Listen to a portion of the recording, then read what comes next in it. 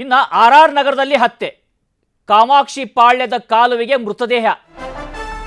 ಈ ರೇಣುಕಾಸ್ವಾಮಿ ಇದ್ದಾನಲ್ಲ, ಆತರ ಹತ್ಯೆ ಪ್ರಕರಣಕ್ಕೆ ಸಂಬಂಧಪಟ್ಟ ಹಾಗಿರ್ತಕ್ಕಂಥ ಡೆವಲಪ್ಮೆಂಟ್ ಇದು. ಆರ್ ನಗರದಲ್ಲಿ ಹತ್ಯೆ ಆಗುತ್ತೆ, ಕಾಮಾಕ್ಷಿ ಪಾಳ್ಯದ ಕಾಲುವೆಗೆ ಮೃತದೇಹವನ್ನು ರವಾನೆ ಮಾಡಲಾಗುತ್ತೆ.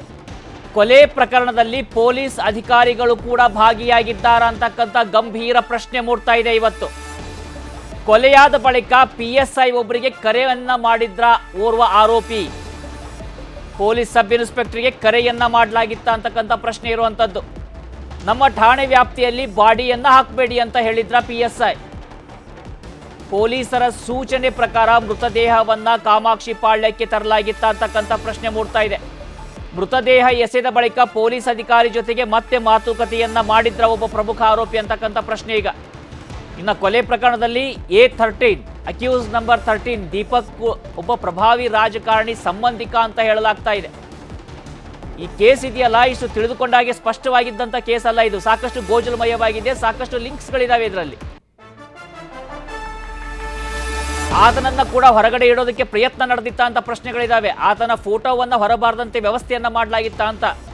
ಅಕ್ಯೂಸ್ ನಂಬರ್ 13 ದೀಪಕ್ನನ್ನ ಅಪ್ರೂವರ್ ಮಾಡಿ ಬಿಡಿಸುವ ಪ್ಲಾನ್ ಅನ್ನ ಮಾಡಿಕೊಳ್ಳಲಾಗಿತ್ತ. ಹೀಗೆ ಪೊಲೀಸರ ಮೇಲೆ ಹಲವು ಅನುಮಾನಗಳು ಇವತ್ತು ಮೂಡ್ತಾ ಇದ್ದಾವೆ. ನಿಸ್ಸಂಶಯವಾಗಿ ಪ್ರಾರಂಭಿಕ ಹಂತದಲ್ಲಿ ಪೊಲೀಸರ ದಕ್ಷ ಕಾರ್ಯಾಚರಣೆ ಏನಿದೆ, ಕ್ಷಿಪ್ರ ಕಾರ್ಯಾಚರಣೆ ಇದೆ, ಅದನ್ನು ಶ್ಲಾಘಿಸಬೇಕಾಗತ್ತೆ.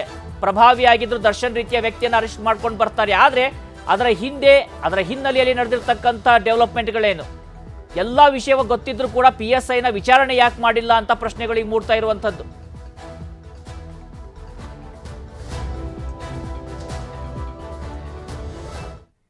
ಇನ್ನು ಚಿತ್ರದುರ್ಗದ ರೇಣುಕಾಸ್ವಾಮಿ ಕೊಲೆ ಪ್ರಕರಣಕ್ಕೆ ಸಂಬಂಧಪಟ್ಟ ಹಾಗೆ ಆರೋಪಿಗಳ ಬಗ್ಗೆ ಪೊಲೀಸರಿಗೆ ವಿಶೇಷ ಕಾಳಜಿ ಇದೆಯಾ? ಈ ಕೊಲೆ ಕೇಸ್ನ ಆರೋಪಿಗಳಿದ್ದಾರಲ್ಲ, ಇವರ ಬಗ್ಗೆ ವಿಶೇಷ ಕಾಳಜಿ ಇದೆಯಾ ಪೊಲೀಸರಿಗೆ ಅಂತ ಪ್ರಶ್ನೆಗಳೀಗ. ಮಾಧ್ಯಮಗಳಿಗೆ ದರ್ಶನ್ ಕಾಣಬಾರ್ದು ಅಂತ ಕಟ್ಟೆಚ್ಚರವನ್ನು ವಹಿಸಲಾಗ್ತಾ ಇದೆಯಾ?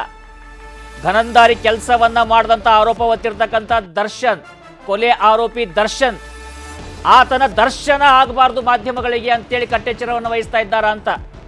ಆರೋಪಿಗಳು ಕಾಣಿಸಿದಂತೆ ಪರದಿಯನ್ನ ಕಟ್ಟಿದ್ದಾರೆ ಪೊಲೀಸರು. ಅನ್ನಪೂರ್ಣೇಶ್ವರಿ ನಗರ ಠಾಣೆ ಸುತ್ತ ಶಾಮಿಯಾನದ ಪರದಿಯನ್ನ ಹಾಕಲಾಗಿದೆ.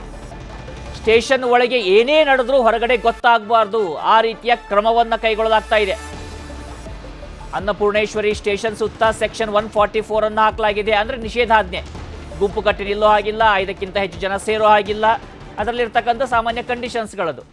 ಇನ್ನು ಮಾಧ್ಯಮದವರನ್ನ ಕೂಡ ದೂರ ಕಳಿಸಿದ್ದಾರೆ ಪೊಲೀಸರು.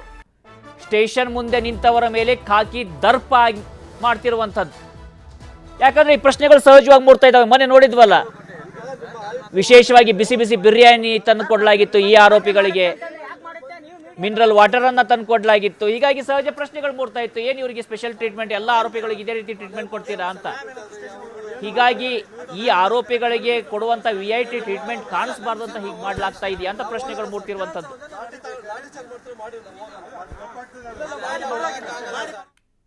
ಇನ್ನು ಹತ್ಯೆ ನಡೆದಂತ ಗೋಡೌನ್ನಿಂದ ಮತ್ತೊಂದು ವಾಹನವನ್ನ ಸೀಸ್ ಮಾಡಲಾಗಿದೆ. ಈ ಸ್ವಾಮಿಯ ಹತ್ಯೆ ನಡೆದಿತ್ತು ಅಂತ ಹೇಳಲಾಗ್ತಾ ಇದೆ. ಆ ಗೋಡೌನ್ನಿಂದ ಮತ್ತೊಂದು ವಾಹನವನ್ನ ಸೀಸ್ ಮಾಡಿರುವಂತದ್ದು. ಪಟ್ಟಣಗೆರೆ ಶೆಡ್ನಿಂದ ಟಾಟಾ ಏಸ್ ವಾಹನವನ್ನ ಸೀಸ್ ಮಾಡಲಾಗಿದೆ. ಟಾಟಾ ಏಸ್ ವಾಹನದಲ್ಲಿ ರಕ್ತದ ಕಲೆಗಳಿದ್ದಂಥ ಹಿನ್ನೆಲೆಯಲ್ಲಿ ಈ ಒಂದು ಕ್ರಮವನ್ನು ತೆಗೆದುಕೊಂಡಿದ್ದಾರೆ ಪೊಲೀಸರು. ಸಾಕ್ಷಿಯಾಗಿ ಪರಿಗಣಿಸಿ ಟಾಟಾ ಏಸ್ ಗೂಡ್ಸ್ ವಾಹನವನ್ನ ಸೀಸ್ ಮಾಡಲಾಗಿದೆ ಅಂತಕ್ಕಂಥ ಮಾಹಿತಿ ಇದೆ. ಪೊಲೀಸ್ ಕಮಿಷನರ್ ಬಂದು ಹೋದ ಬಳಿಕ ವಾಹನವನ್ನ ಸೀಸ್ ಮಾಡಲಾಗಿದೆ. ರೇಣುಕಾಸ್ವಾಮಿ ತಲೆಯನ್ನ ಇದೇ ಗಾಡಿಗೆ ಹೊಡೆದಿರ್ತಕ್ಕಂಥ ಶಂಕೆ ವ್ಯಕ್ತವಾಗ್ತಾ ಇದೆ. ಈಗ ಕ್ರೂರವಾಗಿ ಹತ್ಯೆಯನ್ನ ಮಾಡಿದಂಥ ಆರೋಪಿಗಳಿವರು. ಹೀಗಾಗಿ ವಾಹನವನ್ನ ಸೀಸ್ ಮಾಡಿ ತೆಗೆದುಕೊಂಡು ಹೋಗಿದ್ದಾರೆ ಪೊಲೀಸರು ಅಂತ ಹೇಳಲಾಗ್ತಾ ಇದೆ. ಇದಕ್ಕೆ ರಕ್ತದ ಕಲೆಗಳಿದ್ದಾವೆ. ಆ ರಕ್ತದ ಕಲೆಗಳು ಯಾರ್ದು? ರೇಣುಕಾಸ್ವಾಮಿಯದ್ದೇ ರಕ್ತದ ಕಲೆಗಳ ಅಥವಾ ಬೇರೆಯವರದ್ದ? ರೇಣುಕಾಸ್ವಾಮಿಯದ್ದೇ ರಕ್ತದ ಕಲೆಗಳಾದ್ರೆ ಯಾಕೆ ಇಲ್ಲಿ ಮೂಡಿದೆ? ಹೀಗೆ ಸಹಜ ಪ್ರಶ್ನೆಗಳು ಮೂಡ್ತಾ ಇರ್ತವೆ. ಇನ್ನು ಈ ವಿಚಾರಕ್ಕೆ ಸಂಬಂಧಪಟ್ಟ ಹಾಗೆ ನಮ್ಮ ಪ್ರತಿನಿಧಿ ಮಂಜುನಾಥ್ ಆರ್ಯ ಲೈವ್ನಲ್ಲಿ ಜಾಯ್ನ್ ಆಗ್ತಾ ಇದ್ದಾರೆ. ಅವರಿಂದ ಮಾಹಿತಿಯನ್ನ ಪಡೆದುಕೊಳ್ಳೋಣ. ಮಂಜುನಾಥ್ ಆರ್ಯ, ಒಂದು ಕಡೆ ಪೊಲೀಸರು ಠಾಣೆಯ ಸುತ್ತ ಶಾಮಿಯಾನ ಹಾಕಿ ದರ್ಶನ್ ಕಾಣದ ಹಾಗೆ ಮಾಡ್ತಿದ್ದಾರೆ, ಮತ್ತೊಂದು ಕಡೆ ತನಿಖೆ ಕೂಡ ನಡೀತಾ ಇರುವಂತದ್ದು. ಈಗ ಮತ್ತೊಂದು ವಾಹನವನ್ನ ಸೀಸ್ ಮಾಡಲಾಗಿದೆ. ಆ ರಕ್ತದ ಕಲೆಗಳ ಬಗ್ಗೆ ಏನಾದರೂ ಮಾಹಿತಿ ಇದೆಯಾ ಅಂತ?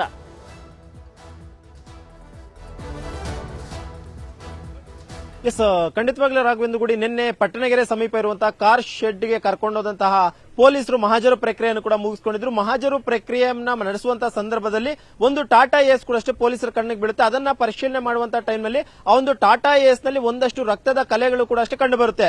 ಇಮಿಡಿಯೇಟ್ ಆಗಿ ಆರೋಪಿಗಳನ್ನ ಒಂದು ರಕ್ತದ ಕಲೆಗಳ ಬಗ್ಗೆ ಮಾಹಿತಿಯನ್ನ ಕೇಳ್ತಾರೆ. ಆ ಒಂದು ಸಂದರ್ಭದಲ್ಲಿ ಯಾವುದೇ ರೀತಿಯಂತ ಮಾಹಿತಿಯನ್ನು ಕೂಡ ಕೊಡೋದಿಲ್ಲ.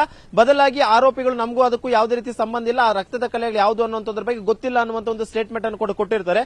ಇದಾದಂತ ಬಳಿಕ ನೇರವಾಗಿ ನಿನ್ನೆ ಸಂಜೆ 7 ಗಂಟೆ ಸುಮಾರಿಗೆ ಅವ್ರನ್ನ ಅನ್ನಪೂರ್ಣೇಶ್ವರ ಪೊಲೀಸ್ ಸ್ಟೇಷನ್ಗೆ ಕರ್ಕೊಂಡು ಬಂದು ತಡರಾತ್ರಿ ಕೂಡ ಇಂಟ್ರಾಗೇಷನ್ ಮಾಡ್ತಾರೆ. ಇಂಟ್ರಾಗೇಷನ್ ಮಾಡಿದಂತ ಸಂದರ್ಭದಲ್ಲಿ ಆತನ ಟಾಟಾ ಏಸ್ ನಲ್ಲಿಯೂ ಕೂಡ ಅಷ್ಟೇ ಹೊಡೆದಿರುವಂತಹ ಒಂದು ಬಗ್ಗೆ ಮಾಹಿತಿಯನ್ನು ಹೊರಗಡೆ ಬಿಟ್ಟಿರುವಂತದ್ದು. ಯಾಕಂದ್ರೆ ಆತನನ್ನ ಆ ಒಂದು ಕಾರ್ ಶೆಡ್ ನ ಒಳಗಡೆ ಹೋದಂತ ಟೈಮ್ ನಲ್ಲಿ ಆತ ಒಡೆಯುವಂತಹ ಒಂದು ಏಟಿಗೆ ತಪ್ಪಿಸ್ಕೊಂಡು ಓಡೋರು ಕೂಡ ಮುಂದೆ ಬರ್ತಾನೆ. ಆ ಒಂದು ಸಂದರ್ಭದಲ್ಲಿ ಟಾಟಾ ಎಸ್ ಕೂಡ ಅಷ್ಟೇ ಆತನನ್ನ ಹೊಡೆದಿದ್ದಾರೆ ಅನ್ನುವಂಥದ್ರ ಬಗ್ಗೆ ಕೂಡ ಈಗಾಗಲೇ ಮಾಹಿತಿ ಗೊತ್ತಾಗಿದೆ. ಅದರಲ್ಲಿರುವಂತಹ ಒಂದಷ್ಟು ರಕ್ತದ ಕಲೆಗಳೇನಿತ್ತು ಆ ಒಂದು ರಕ್ತದ ಕಲೆಗಳನ್ನು ಕೂಡ ಈಗಾಗಲೇ ಸಂಗ್ರಹ ಮಾಡಿಕೊಂಡು FSL ಗೆ ಕಳಿಸೋದಕ್ಕೂ ಕೂಡ ಅಷ್ಟೇ ಸಿದ್ಧತೆಗಳನ್ನು ಕೂಡ ಮಾಡ್ಕೊಂತಿರುವಂತದ್ದು. ಅದೇ ಒಂದು ಕಾರಣಕ್ಕೋಸ್ಕರ ನಗರ ಪೊಲೀಸ್ ಆಯುಕ್ತರು ಕೂಡ ಅಷ್ಟೇ ಇವತ್ತು ಆ ಒಂದು ಕಾರ್ ಶೆಡ್ಗೆ ಹೋಗಿ ಅವರು ಕೂಡ ಒಮ್ಮೆ ಪರಿಶೀಲನೆಯನ್ನು ಕೂಡ ಮಾಡಿ ಬಂದಿದ್ದಾರೆ.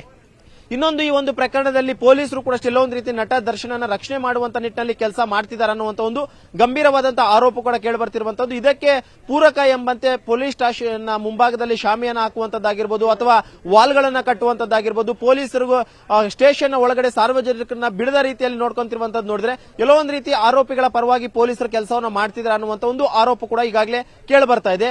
ಇದರ ಬೆನ್ನಲ್ಲೇ ಮತ್ತೊಂದು ಪೊಲೀಸ್ ಇಲಾಖೆಯಲ್ಲಿರುವಂತಹ ಒಬ್ಬ ಸಬ್ ಇನ್ಸ್ಪೆಕ್ಟರ್ ಕೈವಾಡ ಕೂಡ ಇದೆಯಾ ಅನ್ನುವಂತ ಒಂದಷ್ಟು ಅನುಮಾನಗಳು ಮೂಡ್ತದೆ. ಯಾಕಂದ್ರೆ ಕೊಲೆಯನ್ನ ಮಾಡ್ತಾರೆ, ಕೊಲೆ ಆದಂತಹ ಬಳಿಕ ಬಾಡಿಯನ್ನ ಡಿಸ್ಪೋಸಲ್ ಮಾಡುವಂತಹ ಸಂದರ್ಭದಲ್ಲಿ PSIಗೆ ಕರೆಯನ್ನ ಮಾಡ್ತಾರೆ. ಕರೆ ಮಾಡಿದಂತಹ ಸಂದರ್ಭದಲ್ಲಿ ಆತ ಮೃತದೇಹವನ್ನ ಬಿಸಾಕ್ಬಿಡಿ, ಅಂದ್ರೆ ಬೇರೆ ಒಂದು ಠಾಣಾ ವ್ಯಾಪ್ತಿಯಲ್ಲಿ ಹೋಗಿ ಅದನ್ನ ಡೆಸ್ಟ್ರಾಯ್ ಮಾಡಿಬಿಡಿ ಅನ್ನುವಂಥದ್ದನ್ನು ಕೂಡ ಹೇಳಿದ್ದಾರೆ. ಜೊತೆಗೆ ಸರೆಂಡರ್ ಆಗಿ ಅನ್ನುವಂತ ಒಂದು ಸೂಚನೆಯನ್ನು ಕೂಡ ಕೊಟ್ಟಿದ್ರು. ಈ ಬೆನ್ನಲ್ಲೇ ಸಬ್ ಇನ್ಸ್ಪೆಕ್ಟರ್ಗೆ ಮಾಹಿತಿ ಇತ್ತು, ಅಂದ್ರೆ ಕೊಲೆ ಮಾಡಿರುವಂತದ್ರ ಬಗ್ಗೆ ಮಾಹಿತಿ ಇತ್ತು, ಬಾಡಿಯನ್ನ ಬಿಸಾಕ್ತಾರೆ ಅನ್ನುವಂಥದ್ರ ಬಗ್ಗೆ ಮಾಹಿತಿ ಇತ್ತು. ಆದ್ರೂ ಕೂಡ ಅಷ್ಟೇ ಹಿರಿಯ ಅಧಿಕಾರಿಗಳ ಗಮನಕ್ಕೆ ಯಾಕೆ ತಂದಿಲ್ಲ. ಜೊತೆಗೆ ಆ ಒಂದು ಸಬ್ ಇನ್ಸ್ಪೆಕ್ಟರ್ ನನ್ನ ಈಗಾಗಲೇ ಸಾಕ್ಷಿಯನ್ನಾಗಿ ನಿನ್ನೆ ಪರಿಗಣನೆ ಮಾಡಿದ್ರು. ಆದ್ರೆ ಇವತ್ತು ಆ ಸಬ್ ಇನ್ಸ್ಪೆಕ್ಟರ್ಗೆ ಮತ್ತೆ ವಿಚಾರಣೆಗೆ ಒಳಪಡಿಸುವಂತ ಸಾಧ್ಯತೆಗಳಿದೆ. ಯಾಕಂದ್ರೆ ಈ ಪ್ರಕರಣದಲ್ಲಿ ಸಬ್ ಇನ್ಸ್ಪೆಕ್ಟರ್ನ ಪಾತ್ರ ಕೂಡ ಇದೆಯಾ ಇಲ್ವಾ ಅನ್ನುವಂಥದ್ರ ಬಗ್ಗೆ ಕೂಡ ಇನ್ವೆಸ್ಟಿಗೇಷನ್ ಅನ್ನ ಈಗಾಗಲೇ ಮಾಡ್ತಾ ಇರುವಂತಹದ್ದು. ರಾಘವೇಂದ್ರ ಗುಡಿ, ಕನ್ನಡಿಗರ ಮೆಚ್ಚಿನ ನಿಮ್ಮ ನ್ಯೂಸ್ 18 ಕನ್ನಡ ಈಗ ವಾಟ್ಸ್ಆಪ್ ನಲ್ಲಿಯೂ ಲಭ್ಯ. ಕರ್ನಾಟಕ ಮತ್ತು ದೇಶ ವಿದೇಶದ 360 ಡಿಗ್ರಿ ಸುದ್ದಿ ವಿವರವನ್ನ ನೀವು ನಿಮ್ಮ ಕೈ ಬೆರಳುಗಳಲ್ಲಿಯೇ ಪಡೆಯೋದಿಕ್ಕೆ ಈ QR ಕೋಡ್ ಅನ್ನ ಸ್ಕ್ಯಾನ್ ಮಾಡಿ. ನಮ್ಮ ಚಾನೆಲ್ ಅನ್ನ ಫಾಲೋ ಮಾಡಿ, ನೋಟಿಫಿಕೇಶನ್ ಆನ್ ಮಾಡಿ.